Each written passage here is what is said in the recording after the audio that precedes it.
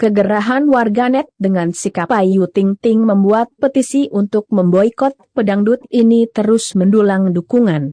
Petisi yang sudah ditandatangani oleh 75.000 orang tersebut meminta agar Ayu Ting Ting tak ditampilkan lagi di televisi. Dukungan pun terus mengalir dari banyaknya orang yang setuju dengan tuntutan itu. Dilansir tribunwow.com dari Change.org, Jumat, 6 Agustus 2021, petisi tersebut telah ditandatangani oleh 62.546 akun. Padahal 2 hari sebelumnya, petisi tersebut baru mendapat dukungan dari 43.512 akun. Bahkan, jumlah tersebut terus bertambah dengan cepat setiap menit untuk memenuhi goal 75.000 pendukung.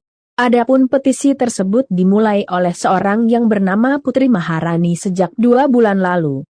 Pada acara pas sore, terlihat waktu acara tersebut live di Trans 7 terlihat Ayu Ting Ting menendang salah satu talent pas sore, tulis Putri Maharani.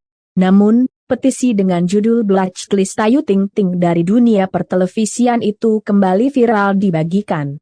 Hal ini menyusul perbuatan kontroversial keluarga Ayu Ting Ting yang nekat melabrak rumah haters pada masa PPKM.